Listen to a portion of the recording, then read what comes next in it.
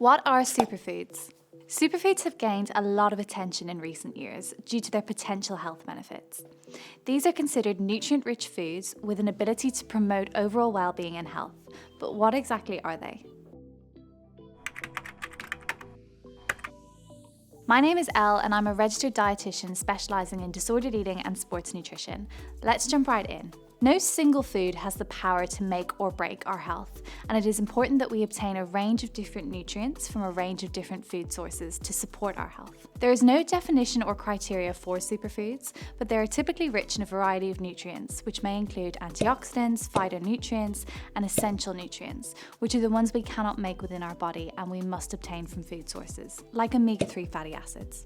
Antioxidants are compounds that help to protect cells from damage caused by free radicals, which are unstable molecules that can damage cells and contribute to aging and chronic disease. Some vitamins like vitamin C and E are actually antioxidants. Phytonutrients are natural compounds found in plant-based foods. These compounds are responsible for the vibrant colours in fruits and vegetables. Many of these phytonutrients also have antioxidant properties too. Aside from fruits and veg, things like beans, nuts, and different types of tea also contain phytonutrients. When it comes to foods like chia seeds, salmon, and kale, there is no denying that they contain a host of nutrients. But there's rarely anything in these superfoods that you cannot get from any other food source, perhaps one that you enjoy more.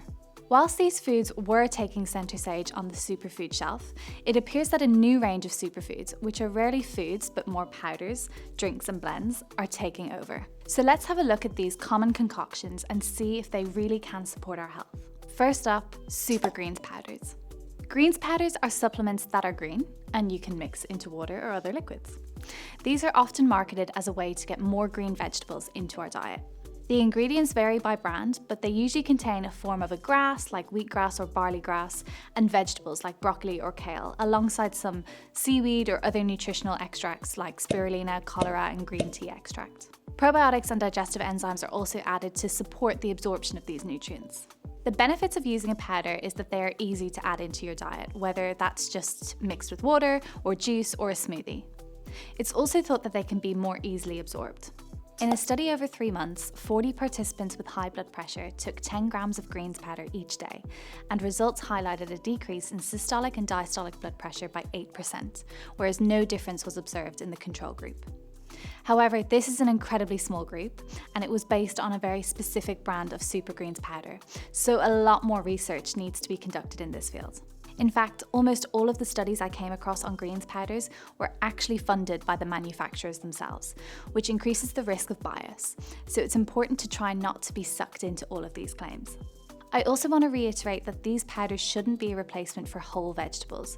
These powders don't contain much fibre, which fruits and vegetables are excellent sources of. If your budget can afford it and you like them, then feel free to include them.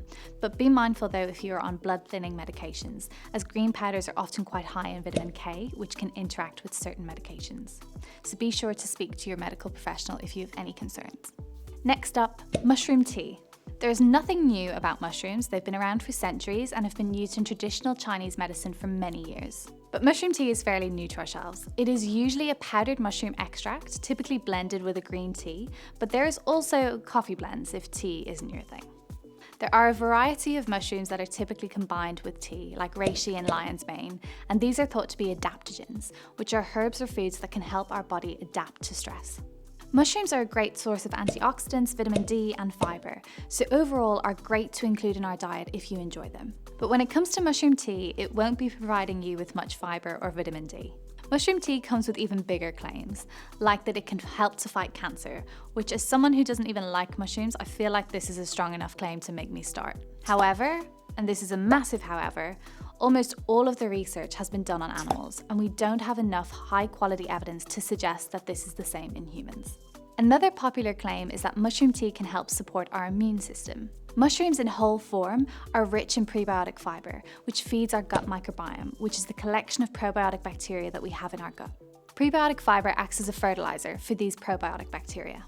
What we do know is that a healthy and diverse microbiome is associated with better immunity, but the jury is out on whether mushroom tea can improve immune function, because just like greens powders, a lot of these studies were funded by companies who are leading providers of mushroom teas.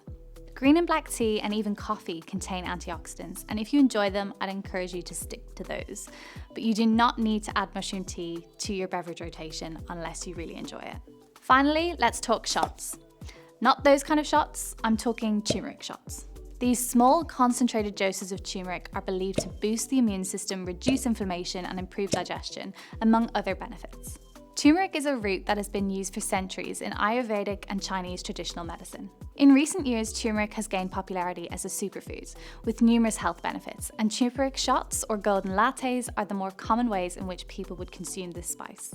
But it's not new. Turmeric is one of the main ingredients in curry powder, and you probably have a jar of it in your spice rack. Turmeric contains a compound known as curcumin, which has anti-inflammatory and antioxidant properties. Turmeric shots are usually made by juicing fresh root turmeric and consuming it as a concentrated dose. However, many brands add other ingredients like watermelon juice, lemon or honey to improve the palatability. Black pepper may also be added to improve the absorption of curcumin. When it comes to the benefits of turmeric, the evidence is still mixed. Most randomized controlled trials investigating turmeric have been inconclusive or have had small sample sizes and were not sufficient to draw definitive conclusions. There are some promising findings though, which hopefully with future research we can get a better understanding as to how turmeric may be able to support our health and advise what doses we may require to see these benefits. If you enjoy your turmeric shot, there is certainly no harm in having one.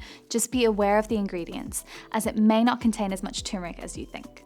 You can also make your own too, but be warned, turmeric stains everything.